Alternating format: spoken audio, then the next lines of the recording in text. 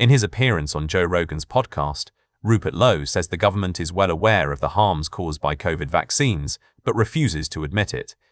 Joe Rogan describes how enormous pharmaceutical advertising budgets prevent news outlets from reporting on vaccine risks.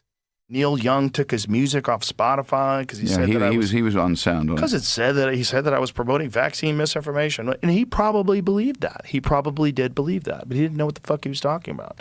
He's another old boomer that just watches the news. Again, I think the state knows that it's caused damage. I just don't think they can admit it at the moment. No, they're not going to admit. They're never going to admit it. They just gloss over it and move on. And some of the same people that were promoting that shit on the news, they still deny it. The real problem is that there's lobbies in this country that they want to continue making money the same way they've been making money. Yeah. And one of the ways they do it in America is they advertise on the networks. So the pharmaceutical drug companies all advertise on all these networks, and they're an enormous part of the advertising budget. I know in England, that's not legal.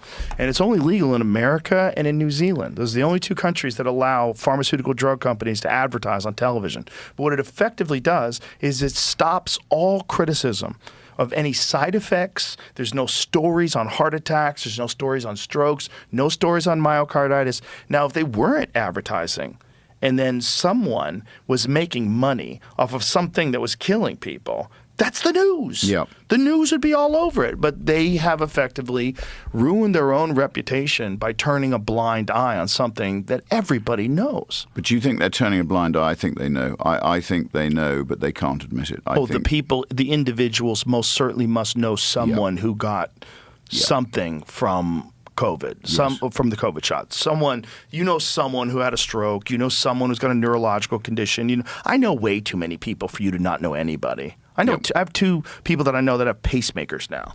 There's a lot of weird, horrible side effects that happen from that. If you don't know anybody that had one, I don't believe you. Well, I know loads. I mean, my sister-in-law had myocarditis. I've had a friend, my best friend had a stroke literally a week after having the jab. People have had problems with heart arrhythmia, all sorts of stuff, and there's been some issues with blood too. Yeah. So look, I think as usual, money probably goes to the root of it, Joe. Absolutely.